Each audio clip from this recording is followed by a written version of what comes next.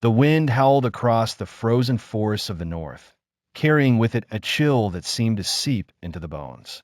Snow fell in heavy sheets, covering the land in endless white.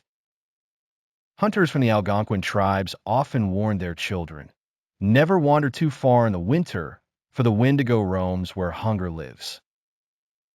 It was said to be more than just a monster. It was a curse, a spirit born from greed, starvation, and the unspeakable act of cannibalism. Long ago, in a small settlement hidden deep in the woods, food had grown scarce. Winter had arrived earlier than expected, and snow buried their hunting grounds. Families huddled together, rationing what little they had. Among them was a man named Elias, a strong hunter but desperate and prideful. His family was starving, his children's cries echoing in the night. Each day he searched for game, but the forest was silent, lifeless. One night, driven by despair, Elias broke the most sacred taboo. He turned to the unthinkable. The next morning, his family was gone, and in their place, a hollow figure wandered into the woods, consumed by hunger that could never be satisfied. The Wendigo had been born. Generations later, the villagers still whispered about Elias when the storms grew too fierce.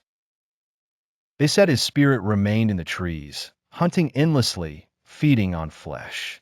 The creature was described as towering and skeletal, with sunken eyes glowing like dying embers. Children were told, "If you hear your name whispered in the wind, do not answer. It is the Wendigo calling you into the dark." One winter, a group of fur traders set camp near the same forest. They laughed at the local warnings, claiming such tales were only meant to frighten children. But on the third night, one of them, Thomas, vanished. His tracks led only a few feet from the camp before stopping abruptly, as if he had been lifted into the air. The others searched desperately, calling his name. That was when they heard it, a faint voice in the blizzard, echoing, "Thomas, come." Terrified, the men returned to their camp. That night, screams tore through the forest. By dawn, Thomas was found, or what was left of him. Panic spread. Each night, more men vanished. They began to see shapes in the snow, long arms stretching between the trees, glowing eyes watching from the darkness. One survivor, barely able to speak, claimed he saw the Wendigo up close.